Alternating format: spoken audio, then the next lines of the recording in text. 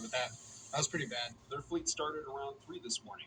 They pulled out at least 25 cars and lost count on how many semis they moved, even having to drive on the wrong side of I-94 to get to drivers. They had to get on the opposite side of the road and drive about 25 miles backwards just to get to these cars and getting them out of the road, pulling them out, and getting the traffic moving. So it was a big pileup out there. Numerous towing truck companies have been out trying to help people in their time of